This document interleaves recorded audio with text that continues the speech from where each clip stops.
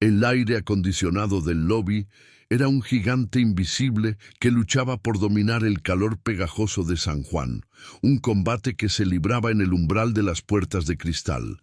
Adentro, el mármol brillaba con una frialdad casi quirúrgica, reflejando las siluetas apresuradas de ejecutivos y turistas que se movían como fantasmas en sus propias burbujas tecnológicas.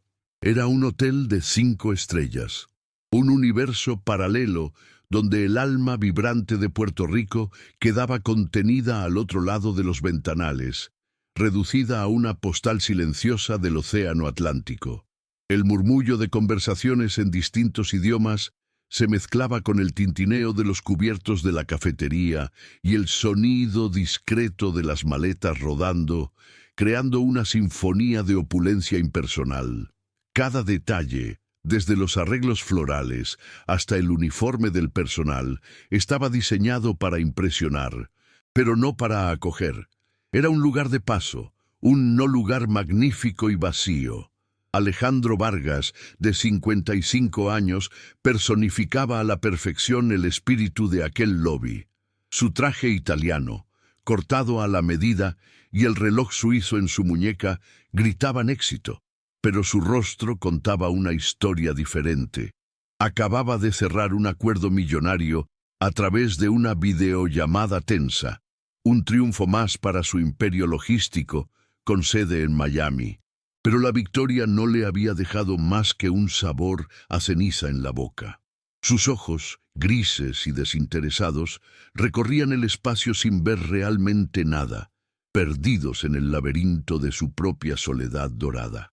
Era un titán de los negocios, un hombre que había construido un legado de cifras y contratos, pero que se sentía emocionalmente en bancarrota, un extraño en su propia vida, desconectado de sus hijos adultos y rodeado de admiradores que solo veían su estatus, no al hombre cansado que se escondía detrás.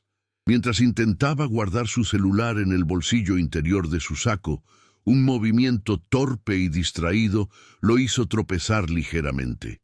El portafolio de cuero, pesado y lleno de documentos cruciales, se le escapó de la mano y cayó al suelo con un golpe sordo y seco. La cerradura cedió con el impacto y una cascada de papeles se deslizó sobre el mármol pulido, esparciéndose a sus pies como un abanico de responsabilidades rotas. Alejandro soltó un suspiro largo y pesado, una mezcla de frustración e indiferencia. No esperaba ayuda. En su mundo, la gente solía pasar de largo ante los pequeños desastres ajenos, demasiado ocupada en sus propias batallas. Se agachó con la rigidez de un hombre que no estaba acostumbrado a recoger sus propios pedazos, resignado a la tarea solitaria que le esperaba en medio del tránsito indiferente de desconocidos. De repente, una figura joven, con un uniforme impecable, se arrodilló a su lado. Era Mateo Rojas, el Botones de 20 años, quien había observado la escena desde su puesto. Con una agilidad sorprendente y una sonrisa que parecía genuinamente tranquilizadora, comenzó a recoger los papeles esparcidos. No dijo mucho, simplemente actuó, organizando las hojas con una eficiencia silenciosa. Cuando terminó, le entregó el portafolio a Alejandro, ahora perfectamente cerrado. «Tranquilo, señor. Son cosas que pasan. Lo importante es que todo está en orden ahora», dijo con una voz cálida y sin rastro de servilismo o espera de una propina. Ese gesto, tan simple y humano, atravesó la armadura de cinismo de Alejandro. A veces, un pequeño acto de bondad puede cambiarlo todo. Y es por eso que compartir estas historias es tan importante. Si te suscribes, nos ayudas a seguir encontrando luz en los lugares más inesperados. El gesto de Mateo había sido una pequeña piedra arrojada en el lago estancado de la vida de Alejandro, y las ondas de ese acto simple continuaron expandiéndose mucho después de que el portafolio estuviera cerrado. Durante los siguientes 2 días, Alejandro se convirtió en un observador silencioso. Desde la comodidad de un sillón en el lobby o una mesa discreta en la cafetería, observaba a Mateo. Lo vio ayudar a una turista anciana a configurar su teléfono con una paciencia infinita, arrodillarse para hablar con un niño que lloraba por su globo perdido, y dar indicaciones a una familia con un mapa desplegado, no solo señalando una dirección, sino compartiendo con entusiasmo una recomendación personal sobre el mejor lugar para probar un mofongo. Cada interacción era genuina, desprovista del barniz corporativo que Alejandro tanto despreciaba y, a la vez, tanto encarnaba. No era un empleado cumpliendo un guión, era un ser humano conectando con otros. Intrigado más allá de la simple curiosidad, Alejandro lo invitó a tomar un café durante su descanso. Lejos del tránsito del lobby, en un rincón tranquilo con vista al mar, la jerarquía entre el CEO millonario y el botones se disolvió. Alejandro no preguntó por el hotel ni por el servicio, preguntó por él. Quería entender el motor detrás de esa sonrisa inquebrantable, la fuente de esa luz que parecía inmune a la indiferencia del mundo. ¿Qué quieres hacer con tu vida, Mateo? ¿Cuáles son tus sueños? Preguntó directamente, su voz despojada de la autoridad habitual y teñida de un interés que él mismo no había sentido en años. Mateo, sorprendido por la pregunta, tardó un momento en responder, no por falta de sueños, sino porque nadie con un traje de miles de dólares se había interesado antes por ellos. La historia de Mateo se derramó con una honestidad humilde y sin adornos. Habló de su familia en un pequeño pueblo a las afueras de San Juan, de su madre que luchaba contra la diabetes y cuyo tratamiento consumía una parte importante de su salario, y de sus dos hermanos menores a quienes ayudaba a mantener. Su sueño era estudiar administración de empresas, aprender sobre logística y operaciones, pero la universidad era un lujo imposible. Trabajaba turnos dobles siempre que podía, no por ambición desmedida, sino por necesidad. Su optimismo no nacía de la ingenuidad, sino de la responsabilidad.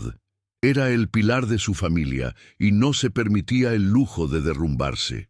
En su relato no había autocompasión, solo una aceptación pragmática de la realidad y una determinación silenciosa para cambiarla. Algún día, de alguna manera, mientras escuchaba, Alejandro sintió algo removerse en su interior. Un eco de un hombre que había sido hacía mucho tiempo, antes de que el éxito lo aislara. Vio en Mateo no a un empleado, sino a una versión más pura de sí mismo, un joven con el mismo hambre de superación, pero con un corazón que él había permitido que se atrofiara. La decisión que tomó en ese instante no fue lógica ni calculada. Fue un impulso, una reacción visceral contra su propia vida vacía. Vio una oportunidad, no de negocio, sino de redención. Interrumpió a Mateo a mitad de una frase y le dijo con una seriedad que no dejaba lugar a dudas: «Quiero que trabajes para mí, en mi empresa, en Miami. Te daré un puesto de aprendiz en el departamento de operaciones y pagaré tus estudios». El mundo de Mateo se detuvo. El sonido de las olas y el murmullo del café se desvanecieron en un silencio abrumador. Las palabras de Alejandro flotaban en el aire, tan irreales como un sueño. Miró al hombre mayor, buscando cualquier señal de una broma, pero solo encontró una intensidad tranquila en sus ojos grises. Era la respuesta a plegarias que ni siquiera se había atrevido a formular en voz alta. Una puerta que se abría a un universo que solo había visto en películas. La gratitud lo inundó con tanta fuerza que le costó respirar, seguida de cerca por una ola de pánico. Miami, dejar a su familia, su isla, todo lo que conocía. Era una oportunidad única en la vida, pero también un salto al vacío que lo aterrorizaba hasta la médula. Comunicar la noticia a su familia fue más difícil de lo que imaginó. Su madre lo abrazó con lágrimas en los ojos, una mezcla de orgullo desbordante y un miedo profundo que solo una madre puede sentir, Su abuela, la matriarca de la familia, lo miró con escepticismo. «¿Miami? Allá la gente es fría, mijo. Es un lugar que se traga a los buenos y los olvida», le advirtió, su voz cargada con la sabiduría de la experiencia y el temor a lo desconocido. La idea de que su principal sostén se mudara a miles de kilómetros de distancia era aterradora. A veces, las mayores oportunidades vienen acompañadas de los mayores miedos, y es muy duro ver a alguien que amas tomar un riesgo tan grande.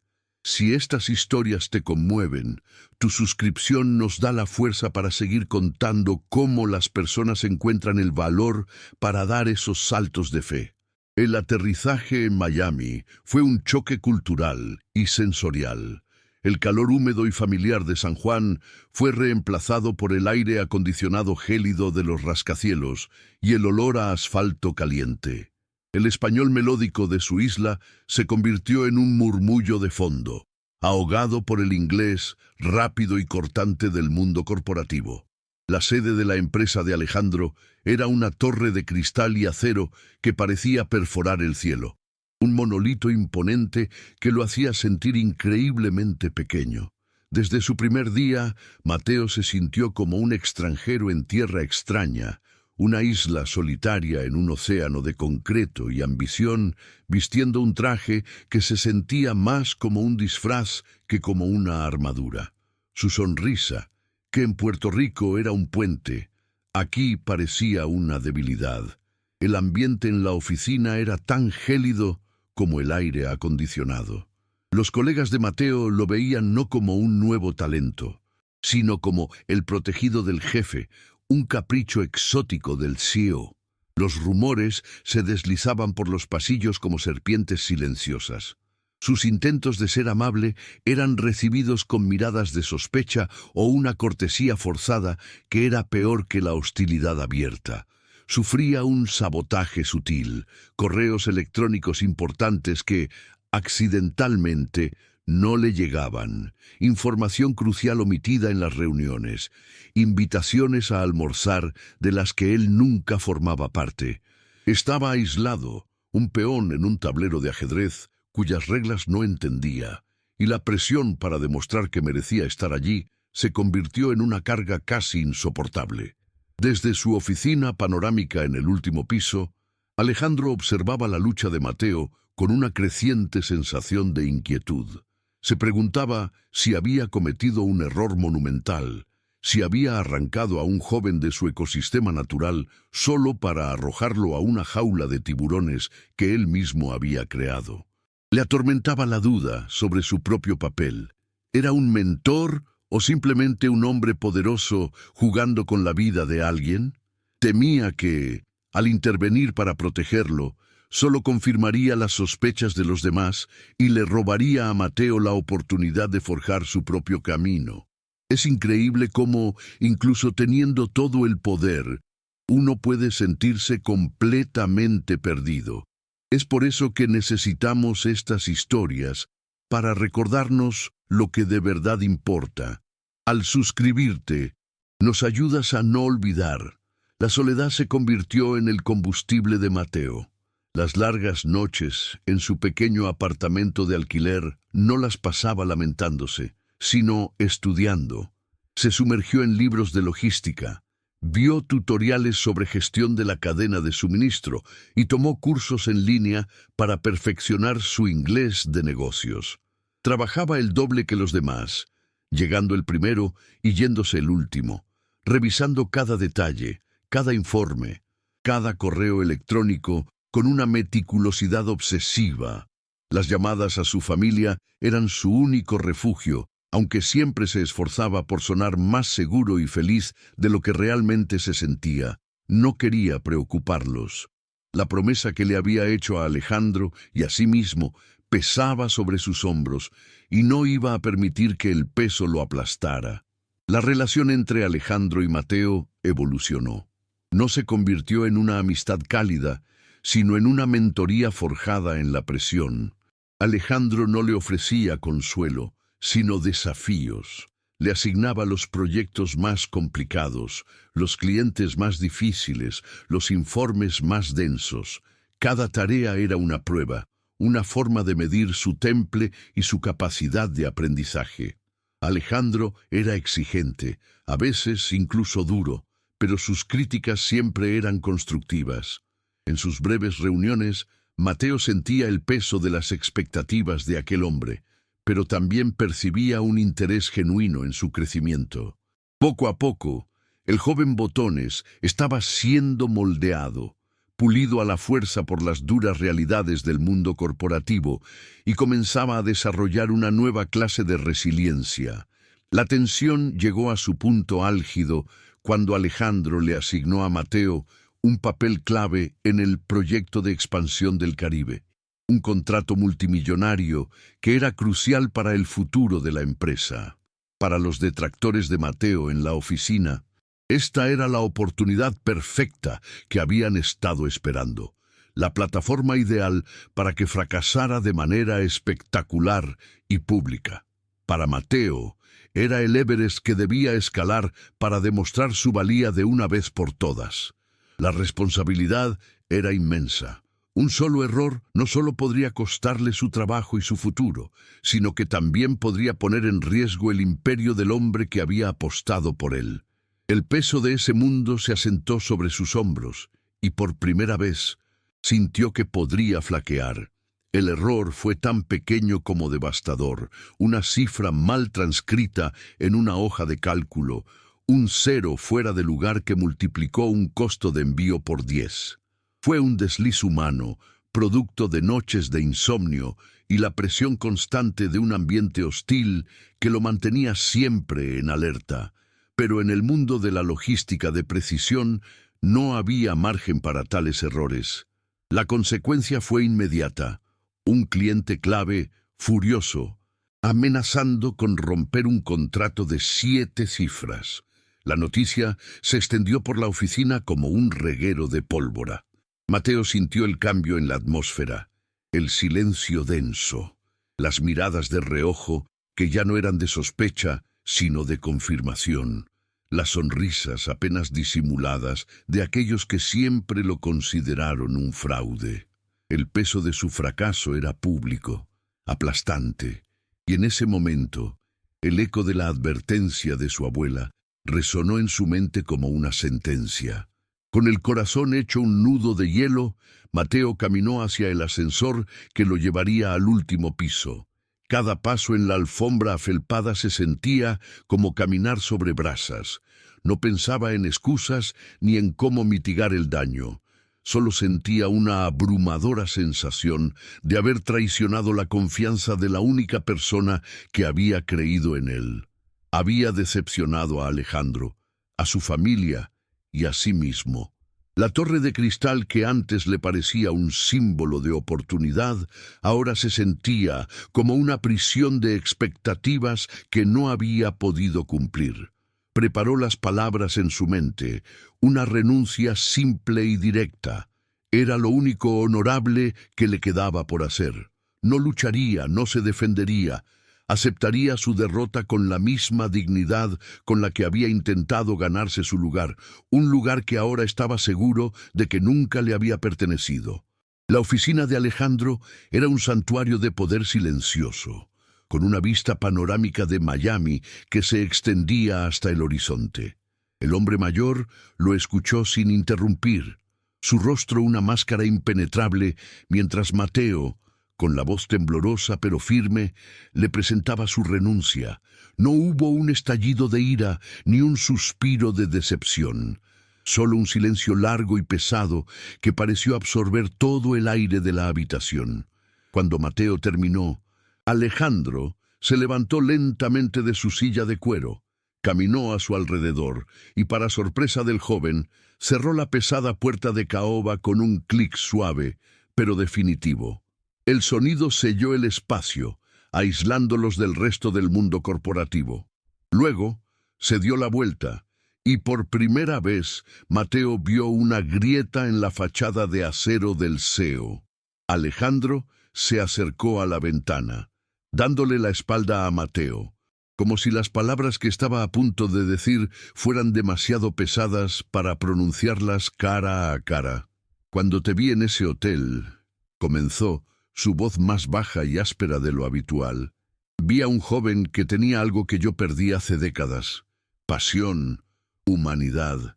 Construí este imperio, Mateo, ladrillo a ladrillo, contrato a contrato, hasta que me di cuenta de que vivía en una fortaleza vacía. Hizo una pausa. El reflejo de su rostro cansado, superpuesto sobre la ciudad bulliciosa. El error del contrato se puede arreglar. El dinero va y viene. No te traje aquí para que fueras perfecto. Te traje para que me recordaras por qué empecé todo esto. Para recordar que detrás de las cifras hay personas, y yo lo había olvidado.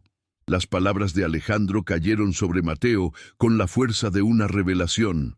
El peso aplastante de la vergüenza comenzó a disolverse, reemplazado por una comprensión profunda y abrumadora. No había sido contratado como un empleado, sino como un ancla. Su valor para Alejandro no residía en su impecable desempeño, sino en su esencia, en la misma humanidad que sus colegas despreciaban. Levantó la vista y vio al hombre poderoso junto a la ventana, no como un jefe, sino como una figura solitaria que le pedía ayuda de la única manera que sabía. En ese instante, el vínculo entre ellos se transformó. Ya no era una relación de gratitud y deuda, sino una de propósito compartido. Mateo no iba a renunciar, se quedaría no para demostrar su valía al mundo, sino para ayudar a aquel hombre a reconstruir la suya.